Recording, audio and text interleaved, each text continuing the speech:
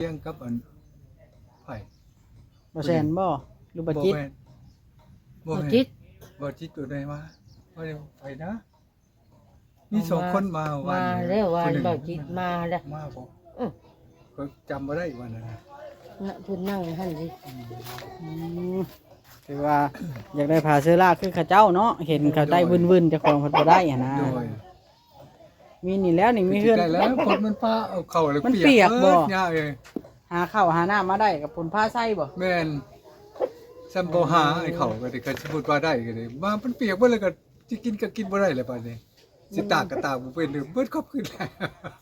แม่นแล้วมันตากบ่ได้ได้ข้าวสารเนาะ โดย บ่ดูบ่นอนเปียกเบิดบ่ แม่นเสร็จพระบาดเวลาพระเสร็จเลยไม่เหลือยังได้ได้พักกันลบกี่แหละลบมะลิยวนห้องน้ำไปแล้วยาย อืม ลมได้ทางเข้ามาด้วยสัน เลย คำแบบนี้มันบ่มีลมมีแรงก็บ่เป็นหยังธรรมดาแต่เพื่อนนี่ยังคือเก่าบ่เพบ่ฮัก เลย แต่ผามันพระเข้าคนบาดนี้ปวกกัดพร้อมอีก ฝากติดตามเบาโอลิแหน่เด้อพี่น้องเบิดสุปูสุคนสบายดีพี่น้องทักทายสบายดีเด้อพี่น้องเบิดสุปูสุคนเบิดสุหมองสุบอนพี่น้องเนาะมื้อนี้อยู่กับเบาโอลิซาแนลอีกแล้วพี่น้องมื้อนี้เบาโอลิสิมาสัมภาษณ์ทางแม่เฒ่าปั่นกับประตูวันไซพี่น้องเนาะเพราะว่าเพิ่นก็อยู่ข้างๆเฮือนน้องแต่เฮือนปลาแก้ว แต่ว่าเพิ่นจักจังใดเพิ่นขอพากระจาดใส่เฮือนเนาะแต่ว่าก็ตอนนี้ยังบ่ได้ อันนี้ก็แล้วแต่ผู้รักผู้ใหญ่เพิ่นได้พี่น้องเอ้ยเนาะไปเบิ่งนำกันดีกว่าเฮือนชาลานแป้นของน้องแต่ก็อยู่ใกล้ๆของแม่ตุ๊กแก้วก็อยู่ใกล้ๆบาทในสุดท้ายเนาะไม่เท่าปันลาวานาแล้วก็อยากได้คือเขาเนาะพี่น้องเนาะก็คืออยากได้อันนั้นแหละอยากได้พากระจาดใส่เฮือนหรือว่าพาเชื้อราพี่น้องเนาะถ้าได้ใช้พาเชื้อราก็เป็นสมบูรณ์เฮือนเราหั่นน่ะเนาะเครื่องไม้มันยังดีอยู่ว่าซั่นซะเอาอันนี้ก็แล้วแต่ผู้รักผู้ใหญ่เพิ่นเด้อพี่น้องเนาะเบาลิก็มีหน้าที่แค่เป็นสะพานบุญให้เท่านั้นพี่น้องเอ้ยเนาะพาเชื้อราก็คือสิเบิดหลายเติบดอกอยู่ดอกพี่น้องเนาะประมาณจำเพิ่นน้องแต่บุญละประมาณ10ปลายเนาะ15 16ตับพุ่นละถ้ารวมเบิดเนาะเดี๋ยวมาเบิ่งเดียวกันพี่น้องเนาะสวัสดีเด้อพ่อเฒ่าเด้อได้ไปรับจ้างก้วนเชือกบ่ โดย เพิ่นให้แบบใดอะน่ะ ให้30,000น่ะยาย มื้อหนึงบ่ โดยบ่เป็นมื้อนะข้าวเดียวเองนะ เออ ให้30,000กีบ เพิ่นดังซอยเนาะหั่นก็ได้เนาะ แท้จริงก็บ่ฮอดดอกก็เพิ่นให้ อืมๆที่จริงบ่ได้หลายปานนั้น โด เพิ่ ย นให้เอาให้เนาะ โดยเพิ่นคิดเห็นว่าความทุกข์ยากกันแหละเพิ่นก็เอาให้นะ โดยดีแล้วเนาะ ประมาณ2 ชั่วโมงสิวะปานนั้นแหละก็สิฮอด เอ้าไม่เท่าปานไปช่องเฮือนเขาเจ้าบ่น่ะอยากได้คือเขาเจ้าบ่ โอ้ได้ยินข่าวว่าไม่เท่าปันเราอยากได้ผ้าไหมเชื้อรามาใส่เฮือนว่าซั่น โด ซัก ย ถ้าได้ผ้าไหมเชื้อราคือเขาเจ้านี่ก็คือสิแหน่นเลยได้นี่เฮือน แม่น เนาะ แหละ จะได้นั่งไกลกันแท้นะ พี่ครับพี่ แม่นมานั่งไกลกันลองเบิ่งบางเทื่อบุญเฮายังมีบุญเฮามีก็ได้บุญเฮาบ่มีก็บ่ได้นั่นแหละ นั่นแหละ เนาะมันแล้วแต่บุญได้ตัวนี้ โดย สบายดีไหมเท่าสบายดีเพราะว่าเรื่องนี้มันแล้วแต่บุญได้กันสิว่าอันตอนนั้นก็ชุมเฮากับพญายามมาทายอยู่บ้านนี่กับทีมงานเฮากับมาทายเนาะ โดยมา เออ เขาเว้าอันยังก็ลืม ใช่ บ่เสียงนี่ เว้าเพียงกับอันไผ บ่แซนบ่หรือบ่จิต แม่นบ่ บ่ แม่น จิต บ่จิตตัวใดมาบ่ได้ไปนะ มีสองคนมาวัน มาแล้ววัน ผู้หนึ่ง บ่จิตมาแล้ว มาบ่ อื้อ ก็จำบ่ได้วันนั้นน่ะ น่ะเพิ่นนั่งหั่นสิ อืมคือว่าอยากได้ผ้าเสื้อราคือเขาเจ้าเนาะเห็นเขาได้วึนๆเจ้าของเพิ่นบ่ได้อะนะ โดย มีนี่แล้วนี่มีเฮือน ได้แล้วคนมันพาเอาเข้าแล้ว มันเปียกบ่ ยากเลย หาข้าวหาน้ำมาได้กับผลผ้าใส่บ่ แม่นซ้ำบ่หาไอ้เข้าก็ได้ก็สมมุติว่าได้ก็ได้มามันเปียกเบิดแล้วก็สิกินก็กินบ่ได้แล้วบัดนี้สิตากก็ตากบ่เป็นเด้อเบิดครอบคืนแล้ว แม่นแล้วมันตากบ่ได้ได้ข้าวสารเนาะ โดย บ่ดูบ่นอนเปียกเบิดบ่ แม่นเสร็จพระบาดเวลาพระเสร็จเลยไม่เหลือยังได้ได้พักกันลบกี่แหละลบมะลิยวนห้องน้ำไปแล้วยาย อืม ลบได้ทางเข้ามาด้วยสัน เลย คำแบบนี้มันบ่มีลมมีแรงก็บ่เป็นหยังธรรมดาแต่เฮือนนี่ยังคือเก่าบ่เพบ่ฮัก โดย แต่ผามันผาเข้าคนบัดนี้ปวกกัดพร้อมอีกบ่ได้ปวกกัดนั่นก็หมดเลยมานี่ลุเข้าแหละ น้อยใจบ่เห็นคนอื่นได้แล้วตัวเองบ่ได้บ่ไม่เท่า เลย อยากได้คือเขาบ่ โดย ธรรมดาแล้วเนาะคันบุญเฮามีเฮาก็ได้เนาะไม่เท่าเนาะ เลย บ่ตีแล้วเรื่องนี้แต่ละคนก็อยากได้อยู่แล้ว โดย กันเพื่อนช่วยกับเจ้าทุกกัน เอ เนาะ อ มาตะบุญวาสนาตัวเองนี่แล้ว แต่เพิ่นคิดเห็นเพิ่นคิดเห็นเป็นไปก็สาธุ เลย บ่ได้ว่าหยัง อืม เพิ่นคิดเห็นเป็นไปแล้วก็จักสิว่าได้แล้วโชคชะตา โดยอันนี้ก็ถ่ายลองเบิ่งบางเทื่อมี โด ผู้ ย มีผู้คิดเห็นก็ได้เนาะ แม่น เพราะว่ามันก็ค่อนข้างจะยากได้กูมือนี่ แม่นแหละ มันกำกับแก้วเพื่อสิหาได้คือไปมื้อนี้แล้วจะไปเบิดมือได้ 30,000 โดย เนาะ ไปเบิดมือได้ 30,000กีบพี่น้องคือเพิ่นว่าแหล้ว ก็เพิ่นคิดเห็นก็เพิ่นบ่คิดเห็นก็ บ่ได้ มัน เนาะ ก็หลุดกว่า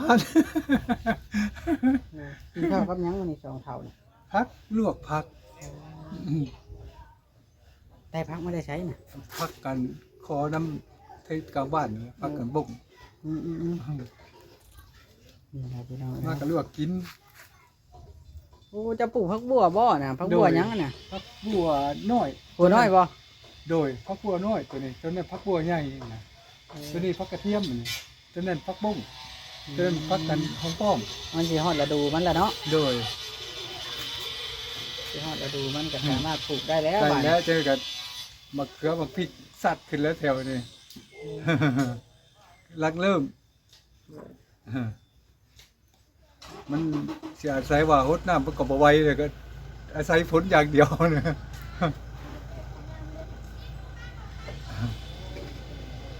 นั่นแหละใส่คนน้ำ โดย มันฟ้าแล้วมันหลายปีเลยเฮือนเจ้ามัน แม่น ฟ้า แห ก ละ ระแจะเนาะ แม่น กระแจะกระแจะมันหลายปีบัดนี้ แม่น ราคาเขา มันพาเขาแล้วโอ้ยหาที่อยู่บ่ได้เลย เวลาพายุเขาเนาะ แม่น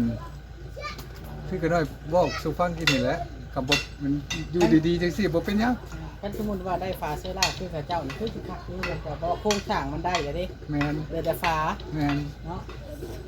โพงมันแล้วไปแล้วโพงมันน่ะบ่มีหยังมีแต่ผาอย่างเดียว โครงสร้างโครงหยังมันได้ก็เลยเด้ โดย มีแต่ฟ้าอย่างเดียวบ่งาม โดย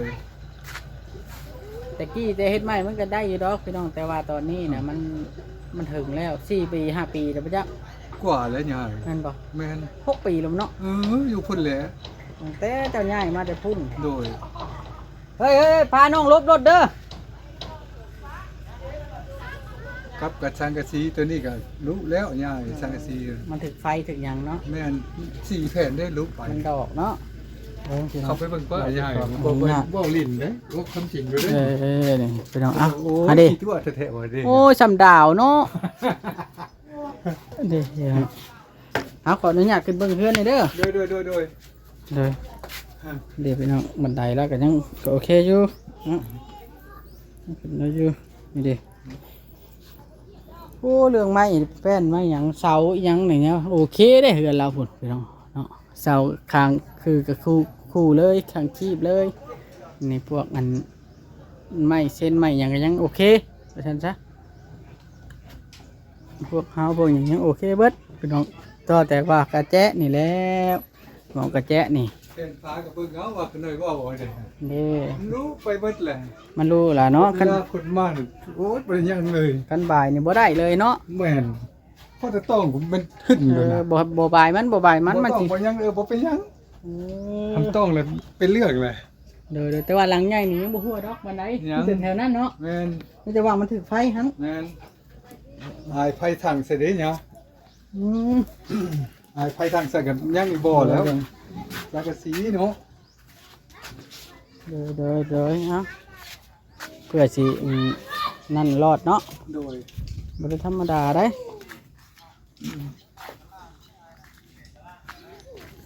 อืม สิบ่ได้เช้าบ่ได้ก็ได้พามาใส่ก็มีแห้งแล้วขอหน่อยสำเด็กขึ้นสวรรค์ทักเป็นอีกแล้ว ก็ได้ฟ้านะพ่อ โดยเดี๋ยวว่าขึ้นสวรรค์ทักเป็นเดี๋ยวมันได้บนไหวเครื่องบ่อนอื่นดอก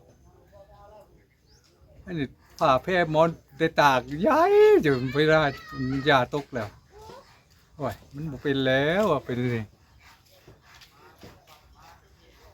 อืมเด้อบางเบิ่งเทื่อผู้ใหญ่เพิ่นผู้เคยช่วยเจ้าน่ะเพิ่นสิช่วยกันนี้บางเทื่อเพิ่นคิดเห็นก็มีบุญเฮามีต่อเพิ่น โดย กันซะตัวนี้ได้ว่าบ่แน่ได้เนาะ แม่นแหละ ลองมาถ่ายลองเบิ่งหั่นแหละ โดย ก็ได้ซะเพิ่นเคยช่วยเฮา โดย อันนี้ดินตอนหญ้านี่ก็ได้ย้อนเพิ่นแค่แม่นบ่มี แม่น บ่มีเพิ่นก็เฮาก็บ่ แล้ มี ว วันอยู่เนาะ แม่นแต่มันบ่มีเพิ่นกับเลยสิบ่อยู่ อืม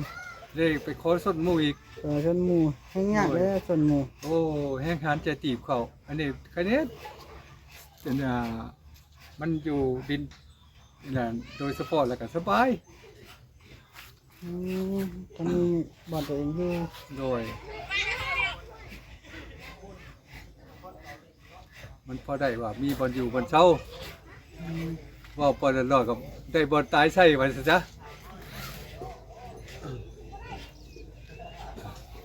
นี่แหล้วใครแน่อันนี้เนาะ โดย มาเฮือนก็นอนรับสบายเฮือนตัวเองเนี่ยใดก็น้อยก็เฮือนเฮาใหญ่ก็เฮือนเฮา แม่น เนาะ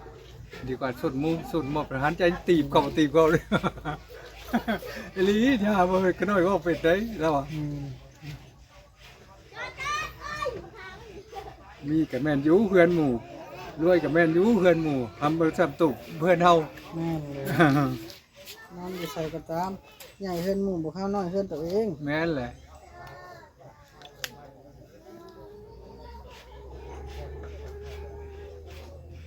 เดี๋ยวว่าไผได้เนาะ โดยว่าพื้นหาเก็บกระปุกกระปองก็คือตาย่าเห็นแล้วตามทาง มันบ่ได้อยากมีซุมื้อนี้ โดยคืออันแม่ตู้อันปันนี่ว่านี่ได้ยินเห็นในคลิปว่าเราอยากได้เฮือนคือแม่ตู้แก้วบ่ โดย โอ้อยากได้เฮือนคือเชียว โดย เอออ่ะกันมีบุญวาสนาผู้ใหญ่เพิ่นคิดเห็นเฮาก็ได้เนาะ โดย นี่แม่ตู้แก้วเรามีบุญวาสนา โดย ถ้าก็ได้ อันนี้ยังว่าเฮาได้มาก่อนแล้วนี่ แม่นแหละ ก็แต่ว่ามันการเวลามันก็เฮ็ดให้เพพังเนาะ โดย ธรรมดาแล้วแต่กี้มันบ่มีได้ไม้เชื้อรานี่มันบ่ได้มีได้แต่ แม่ กี้ นแหละ มีแต่ผ้ากระดาษในใดเขาใช้ แม่น ว่าไม้เชื้อรามันก็หาก็มีเนาะ หากสิเริ่มมานี้ แม่นว่าหาก็เริ่มมานี่ไม้เชื้อรา ขน้อยเว้าอลีวานอยากได้เด้ขน้อยว่า แม่นบ่ โดยขน้อยก็บ่ได้ให้มันดอกเอาพื้นว่าขน้อยว่าอยากได้ว่าขน้อยว่าโนวิอัน ดีใจน้ำเสี่ยวอยู่บ่ โดย เออดีใจนะดีใจน้ำเขาก้อนบางเกินแต่อนาคตเขาได้กับมี แม่นแหละ วันนี้ ใจของเขาอยู่ได้ขน้อยก็ได้ คือนางแต่นี่เรามาอยู่นี่กันเบิ่งเอากันแหละ มันก็จะแล้วเบิ่ง ต่างคนต่าง แม่นแหละ บุญ ความ ไผ สุข แล้ คว วามอยากก็เบิ่งกันไปนั่นแหละ อ่า ต่างฝ่ายต่างทุกข์คือเดียว อพยพมาอยู่ไผกันเนาะแต่ข้าวแต่กี้ เจ็บเข่าไข่พอได้ห้องเสียเดียวก็ภูมิใจแล้ว อืม ดิกใส่เจอว่าปานนี่ปานเป็นยังก็อ๋อปานเฮือน ได้ ตามานเพิ่นห้องใส่ก็บ่ได้เป็นไก่ แล้วอันเป็นอะไรอันสิทื่นข้าวกับหยังตอนแรง บ่มีแล้วอันเนี้ยเอ้ยขน้อยจะกินผักบุ้งมันคือเก่าหั่นแหละ จะกินมะม่วงคือเก่า โดยขน้อยส้มผักบุ้งไว้เลย อืม เด็กฟักบ่งก็ต่าง ผิวตีออกมา ได้เด็กฟักบ่ง โอ้กินข้าวกับบุ้งจังเลย ฟักบ่ง เป็นเก็บให้บ่น่ะ โอ้เข้ามาแล้ว บุ้งเชิงมีแต่น้อยๆนี่ บ่แล้วอันสมได้ยัง สวมซับบ่ โดยเอาเพื่อเข้าตาแล้วไป แสบได้เห็นเหนือกับตาเนาะพี่น้อง เฮ้ยว่าสิเป็นข้าวเดียวเพื่อ เลยงามบ่เพื่อนเหมือนเถาแก้วบานนี่ใช้แน่แล้วเด้มุงแล้วนะ งามเลย มุงแล้วก็คักแล้วเนาะ งามแหละคักแหละ มันหลังใหญ่เนาะเพื่อนแล้วเนาะ จักไปใหญ่กว่าเพื่อนเขาหน่อยบ่จักเด้ ใหญ่กว่า เฮือนหลังมันใหญ่อีหลีแต่ว่าเสาเฮือนเจ้าสิคักกว่า โดย เสาเฮือนเจ้ามีแต่ใหญ่ แม่นเลยไอ้เป็ดเนี่ยจะทั้งล่างทั้งถึงหมด น้อย ๆอ่า มือหาอะไรตีได้ยากแม่เลยนี้ แม่นทั้งเทิงอะมันน้อย มันเป็นเสาต่อเป็นออกแบบมาวันนั้น โดย ผู้รักผู้ใหญ่เป็นออกแบบมาวันนั้นเอ้าเจ้าคือได้ละขั้วมาหลายแท้นี่ รักขัวอะไรสื่อเอาอะไรยาย แต่ใช่ทั้งหลังมันก็ โดยสิใส่ทางหลังบ้านโดยยังบ่ได้ผักเลยนะ อืม หาเวลาผังบ่ได้ดินแข็งปะ เออ พังอยู่นี่ก็โจอย่าว่าหามือเพนว่าแล้วทำมันน้ำมือนี่ อืม พุทธลักษณ์เตือจอกย่ามือแตกเลยจ้า ตัวเธอรักคือสอง โดย จันมือแตก คุดหลายๆมันคุดบ่ได้มันแข็งดินนะโดยสายใจโยกบนดินอ่อนมือเดียวเท่านั้นแล้วสับนีโน แม่นแล้วเดี๋ยวมาเดียวแล้วอ่อนนะ ดินรักแดนนี่กันยังว่าสิไปฟังใช่กันยังฟังบ่ได้อยู่ รักได้ แน่นแดดมันต่อกันไปฟังใส่กับฟังบ่ได้เป็นดินแข็งป้าอยู่พัน แม่นแล้วเนาะ ถ้าพูดแล้วถ้ามันอ่อนหมดแล้ว มันอ่อนจะพากันเฮ็ดมัน โด ฝ ย นตกมันมาน้ำร้อนบัดทุกท่ายแล้วปลูกต้นหยังก็บ่อยู่เนาะได้แต่ต้นโกกบอันนี้อะน่ะสั่งแต่หมากมันหล่นมานี่แหละ แม่น ต้นตะกบนี่หมากตะก ได้ บ ห่มย้อนได้ยาย ใครกว่าบ่มีเด้อ ตะกี้ก็ได้ว่าสิบักถิ่มขึ้นไปขึ้นบ้าบักถิ่มบ่เป็นแล้วมานั่งขึ้นอยู่ผู้เดียวนี่บ่เป็นบักถิ่มนี่ว่า แต่ว่าปลูกง่ายได้หมอนี่ แม่น ปลูกใหญ่ไว หนึ่งใหญ่ไว้สองมาก็ติดไว้อี ติ ก ดไวโลดเนาะ เพราะแต่พังที่ดินขึ้นเลย อืมพวกกระโดนบ่น่ะหรือหยัง โดยพวกกระโดน โอ้พอได้กงม่วงกงนั้นได้เจ้ากันเนาะ โดย นี่กงน่ะ พวกกระม่วงเงินอันนี้ซื้อมาเลยน่ะ แม่นบ่ แม่น มีต้นใหญ่เฉยบ่ โดย เออ ต้นนี้สิตายเลยนี่ ต้นนั้นสิได้กินเด้อบ่จักอะเนาะเออ ทำให้ไปทำให้มาได้ต้นเดียวไอ้หันเสร็จข้าก็เสร็จวิใครก็เสร็จ มันดินแจ่บ่ ไม่ได้ เล ได้ ย ดิน เนาะ นี่วะแปลกคือกัน เขตนี้ดินน้ำสร้างนี่มีแต่ของเจ้าใส่คือเขาเจาะไม้อยู่หั่นกะโอ้ยย่องถึงเติบไปคุณ เหมาะ บ่มันเป็นหยัง มันเป็นทรายโว้ เพิ่นว่าใช้น้ำยังน้ำเก่ายังบ่เบิดน่ะมันบ่น่าจะแม่นนะมันหลายมือเลย อันนี้เบิดคือมือเดียวหนึงจะได้ใส่เลย แม่นเจอหุ้งพญานาคบ่จ๊ะ จักเลย เออบ่แน่ใจเนาะ บ่เป็นว่าเว้าตัวอันยาเลยก็มือเดียวแล้วแต่นี่เขาอันมันชักมื้อนั้นก็กิน ใส่ไว้ เขาจะถามว่ามันคือกินไว้แท้เขาว่ามือจะกินไปชักก็จะว่าอยากกันแล้วอ่ะ ใส่เนาะทื่นนั่นแหละติ เออ อืมไว้บ่มันให้บ่ซื้อประตูเด้อมาคนเด้อ โดย โดยชาวพันธุ์บ่ซื้อประตูได้ทุกที่ประตูได้แล้วประตูเนาะ ได้ เดี๋ยวเอาเป็นกำลังใจให้แต่เจ้าอยากให้แต่เจ้าได้คือการเฮาก็ได้ให้แต่เจ้าได้มันจังมีหมู่เห็นหมู่ได้เบิดก็น้อยใจได้เนาะ แม่นแล้ว อยู่ใกล้กันนะ น้อยเว้าอดีวาน บ่คือได้ เอ้ย บ่คือได้เฮาบ่คือบ่ได้แต่ก็น้อยใจคือกัน อืม ขน้อยว่าบ่เวียงขน้อยจะได้ไปเพื่อนเสี่ยวแก้วขน้อยว่าจักแล้แม่ตู้เอ้ยว่าเฮาก็อันเพื่อนมันยังหาเงินหาคำเพื่อนยังปรึกษากันอยู่ว่าเพิ่นเว้า อืม เนาะก็บ่ฮู้ดอก นี่ไปแล้วสิได้หรือบ่เนาะ โดย ก็ไปเวลามาถ่ายก็อยากให้ได้หาแล้วแต่ละคนก็ได้ก็แล้วแต่บุญวาสนา แม่นแล้ว เพิ่น มันขึ้นกับไปบุญ นั่นแหละ เออ ที่เธอ ขน้อยก็บ่ได้ให้อัญญาดอกขน้อยก็ได้ สิให้คอยเรื่องใดแล้วคอยก็บ่ได้เฮ็ดผิด ว่าขน้อยบ่ได้เว้าหยังสิดอกขน้อยเคยอยู่ว่า บ่ได้ตีได้ขาเด้อ คอยบ่ได้เฮ็ดผิดอย่าให้เขาได้เพราะว่าเรื่องได้บ่ได้นี่คอยแฮงอยากให้ได้ทุกคน แม่นแล้ว โดยกันซะก็อยากให้ได้เบิดทุกคนนั่นล่ะผู้ใดก็ได้ อ่ะ คอยซื้อประตูติ โดย เอาโอเคบัดนี้คอยสิได้ขอโตวกันเด้อจังได๋ก็อยู่ดีไม่แห้งป้าลุงเด้อ โดย เด็กพี่น้องเนาะก็คืออันนี้ก็เฮือนชาล้านแปลนเพิ่นก็อยากได้คือหมู่เพิ่นว่าหั่นนะเพิ่นอยากได้คือหมู่คือกองนั่นแหละเฮ้ยพี่น้องเนาะก็เห็นใจอยู่ดอกแต่ละคนพี่น้องเอ้ยเนาะจังไดก็อยู่ดีมีแฮงเด้อบัดนี้พ่อสิได้ขอโตวก่อนฝากกดไลค์กดติดตามคือเก่าคือเดิมพี่น้องเบ่สุขสุขคนถ้า FC ท่านใดเห็นก็ฝากกดไลค์กดแชร์ให้เบาอลินี่เด้อพี่น้องเนาะสบายดีพี่น้อง